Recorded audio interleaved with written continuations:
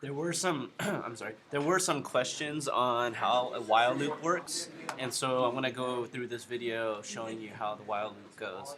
And I guess we want to start with something that we already know, and we know the for loop, and this is the for loop in Python, right? For I in range 10, print I, and it's not explicit, but let me go ahead and run it. I run it and it prints 0 to 9, right? And so what's happening exactly as you run the for loop? Well, I is set equal to 0. 0 is checking the condition is 0 less than 10. Yes, it is, so it prints out the 0. Then it increments the I.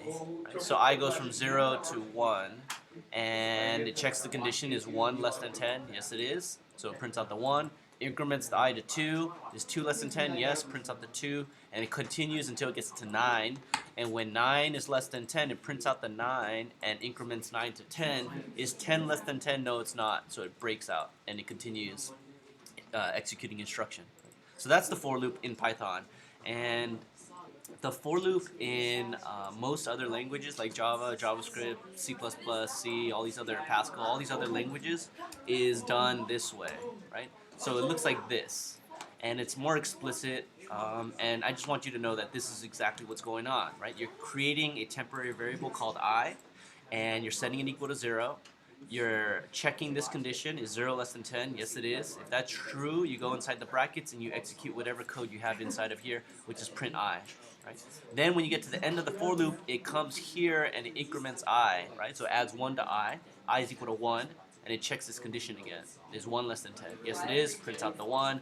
Is increments to 2, is 2 less than 10, continues on until 9, prints out the 9, and then it comes up here, 9 is incremented to 10, and it checks is 10 less than 10, it's not, so it breaks and continues.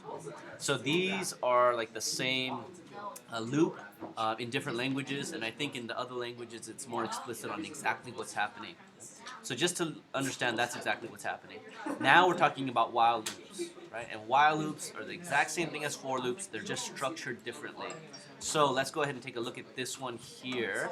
And this is doing exactly what these two for loops up here are doing. Right? Except we need to specify the I variable. So I say I is equal to 0 out here.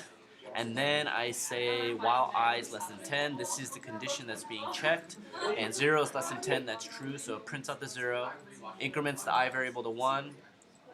Is 1 less than 10? Yes, it is. Prints it out, and so on. Right? I'll run this and show you. Ooh, bad input on line 7. Okay, so it doesn't, Python doesn't know how to execute C code, so I'm going to take that out, and I'll run it again. And you can see, right, here's the first for loop working, printing out 1 through 0 to 9, and here's the while loop working, printing out 0 to 9. Right? You can see that they function exactly the same. And so the only difference is that you need to specify the I variable, you need to declare it and initialize it to a value, you need to increment it, you need to be explicit when you're using a while loop. Right? Okay, now what are some ways we could use the while loop in a different way than we can a for loop? Right? Well, what you can do is you could do something like this. And so you see here we have while true. Right? And what does this mean? Well, usually with the while loop, you check this Boolean expression. The computer evaluates it to either true or false, right? If 0 is less than 10, it evaluates that to true. If 11 is less than 10, it evaluates that to false, and it doesn't do the block of code that you specify inside the while loop. So if we're here on line 20 and it says while true, what does that mean? That means do this forever, right? Do it forever. And so that's what it's going to do. It's going to do this block of code here forever, which is why I printed forever here.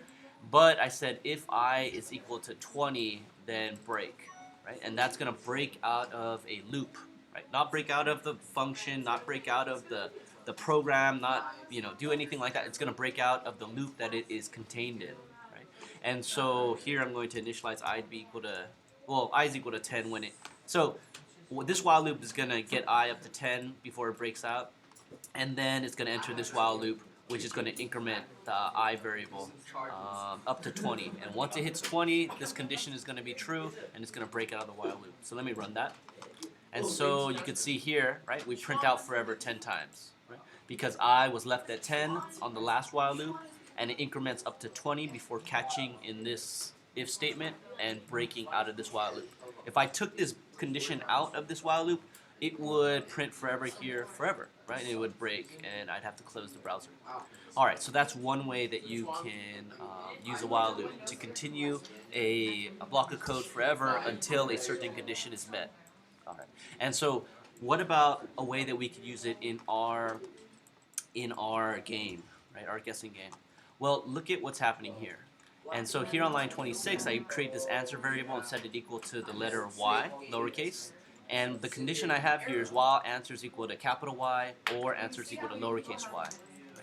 Then do the block of code. What am I doing in this block of code? I'm printing the word continue, and then I'm asking the user to enter in something on the keyboard, basically asking, would you like to do this again? And if they would like to do it again, they're going to either enter capital Y or lowercase y, and answer is going to be equal to either lowercase y or capital Y. And when it gets to the end of the block, it's going to come back and check this condition. So it's going to continue this block of code until the user enters in N for no. And so let me go ahead and try running this. I'm going to comment out the rest of the code.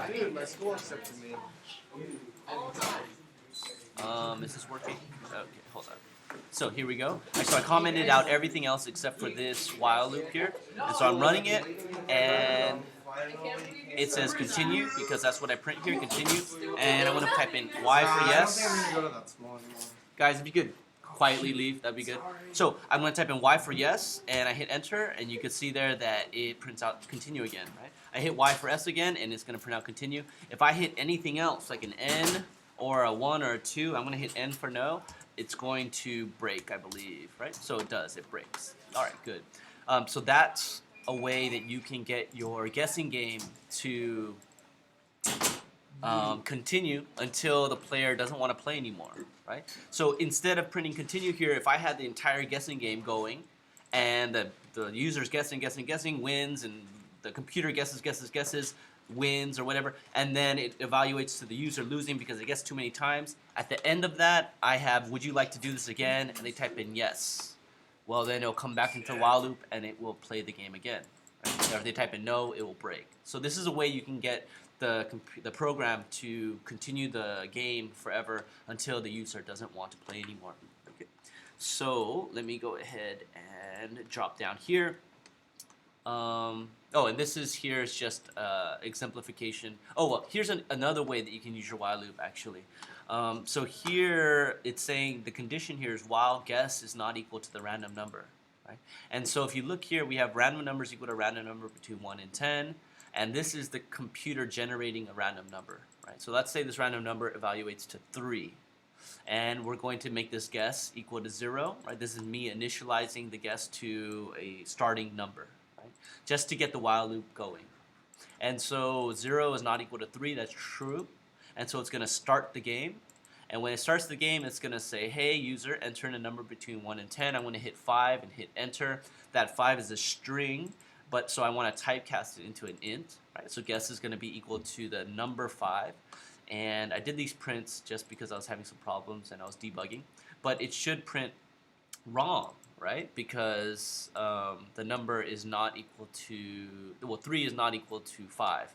And so it's going to come back in here, and 3 is not equal to 5. That's true. So it's going to come in and ask for an input between 1 and 10. I hit in 3. I hit enter. Guess is now equal to 3. And it's going to print wrong, which is an error in my algorithm. But the point is it's going to come back up into the while loop, and it's going to check this condition again. So guess is equal to 3. Random number is equal to 3. This condition is false, right? So it's going to stop the while loop and continue on in your program. So the way that I see it, you guys should have a couple of while loops. This is one of them, right? Which is going to continue having the program ask the user for a guess until this condition is met, which is when they win that round, right? And then that while loop should be inside of a while loop that looks very similar to this, right? Where you are, let me put some enters here, where you are asking them if they want to continue playing the game over and over again.